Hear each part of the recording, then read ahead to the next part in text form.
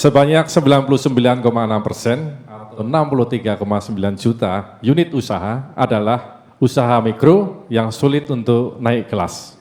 Sedangkan jumlah usaha kecil hanya 194.000 dan jumlah usaha menengah stagnan di angka 44.000. Pemerintah memiliki keterbatasan dalam pendampingan UMKM yang mayoritas fokus pada usaha mikro. Oleh karena itu, diperlukan peran dari swasta untuk melibatkan UMKM dalam rantai pasok global sehingga bisa kita naik kelas. Seperti yang telah dijalankan oleh Kadin melalui program inklusif closed loop. Pertanyaan kami Bapak, pertama untuk UMKM, strategi apa yang akan diterapkan untuk mendorong UMKM naik kelas dan mengintegrasikan mereka ke dalam rantai pasok global, serta insentif apa yang akan diberikan untuk mewujudkan hal-hal itu.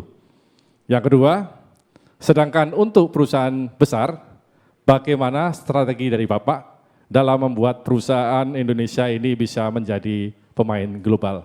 Demikian pertanyaan kami, mohon jawaban. Terima kasih. Ya Pak, jadi naik kelas nih Pak, karena naik banyak kelas, sekali UMKM kita nggak naik kelas. Ya. Kalau bisa jadi dalam rantai pasok global sehingga dia bisa naik kelas. Silakan Betul. Pak. Yang UMKM dulu, ini serba kebetulan, ada 3. Ada 3. Ini serba kebetulan aja. Cocok ya berarti. Cocok. Ini cuma 3 aja. Yang pertama memastikan bahwa yang UMKM itu dia tahu persis apa yang dia kerjakan atau produknya. Ya. It's about product knowledge. Ketika dia tahu persis di situ, maka assessment dilakukan oleh pemerintah. Disitulah kemudian nanti dia akan perlu pelatihan, fasilitas, macam-macam. Begitu ini tumbuh, dia masuk yang berikutnya. Yang kedua, apa? Akses modal. KUR dimunculkan. Bapak Ibu saya mau cerita ya, kejadian ini sungguh-sungguh terjadi di Jawa Tengah. Mas Yanto ini tahu ini. Jadi dulu saya minta tolong Mas Yanto, minta tolong Mas Kukrit waktu itu. Kadin, bantulah kami. Maka kemudian banyak sekali akhirnya kolaborasi, jadi seperti anak asuh begitu, dan akhirnya kami mendapatkan masukan. Pak, kalau seperti ini kondisinya, suku bunga banknya tinggi sekali, kami UMKM nggak bisa Pak. Lalu saya panggil sebagai pemilik bank, waduh saya sebagai pemilik bank. Waktu itu Bank Jateng. Coba Anda konsultasi sama OJK, berapa suku bunga terendah yang bisa kita tentukan? Itu berdebat lama sekali. Akhirnya Pak kita bisa Pak. Bapak mau ekstrim 6% Pak. Kalau Bapak agak sedikit moderat 7% Pak. Oke 7% laksanakan besok. Kita bikin semacam KUR buat kita sendiri 7%. Itulah yang menginspirasi KUR nasional dari 12 turun ke 9. Pas diumumkan 9 inilah Pak Presiden mengumumkan, saya bisiin, Pak saya sudah punya 7% Pak. Waduh gitu.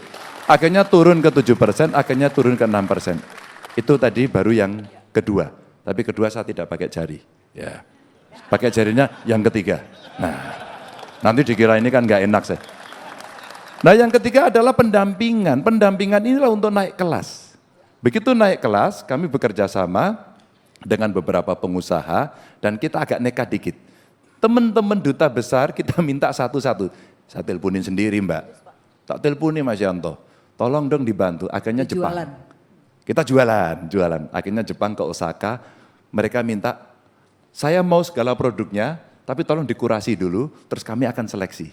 Akhirnya masuk. Yang masuk makanan. Tapi di Perancis tidak. Yang Perancis ini macam-macam bisa masuk. Saya punya teman Perancis akhirnya diambil dan kemudian sudah repeat order. Lalu yang terakhir di Benelux. Di Benelux ini ternyata lebih banyak pada produk asli Jawa Tengah waktu itu.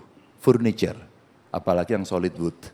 Itulah yang kemudian bagaimana strategi UMKM naik kelas. Maka kalaulah kemudian kita ini punya banyak duta besar, saya kira mereka menjadi pemasar, menjadi fasilitator, juga menjadi orang-orang yang nantinya betul-betul duta kita untuk bicara ekonomi. Maka saya bicara mau politik luar negeri kayak apapun, hari ini yang dibutuhkan Indonesia adalah ekonomi. Jadi itu udah masuk program ya Pak ya untuk Sudah. UMKM naik kelas. Betul. Dan juga bagaimana perusahaan besar bisa Nah, jadi perusahaan kalau besar itu satu yang dia minta, ini udah ngomong sama saya, Pak Ganjar saya minta satu lah, kepastian hukum. Kami tidak bisa Pak, kejar sana, kejar sini, kurang dikit dipersoalkan, problem Pak. Yang kedua problem pajak. Pajak ini juga sama Pak, kita diburu terus katanya sudah teks amnesti masih dikejar-kejar. Ya, maka Bapak bicara betulnya semangat sekali, apakah pernah menjadi korban Pak? Maka kemudian saya bilang, kenapa kita tidak melakukan sebuah simplifikasi report system? Ya. Kalau sudah ada dan itu masuk dalam sistem besar, itu kan gampang sekali. Kalau udah bayar nggak bisa ditagih-tagih, ya buka aja di situ. Jadi kalau bisa dipersulit ngapain dipermudah itu jangan lagi terjadi ya pada pemerintahan nanti ya Pak harusnya. Kenapa saya bersama Pak Mahfud? Biar orang nggak takut. Ya, asik. Gitu. Oke Pak. Dan Pak Mahfud bisa melakukan itu. Jadi yang besar silakan. Kalau ada sesuatu kita akan menyiapkan namanya government super apps. Itu untuk apa? Untuk lapor biar langsung sampai pada presiden. Wah keren banget nih.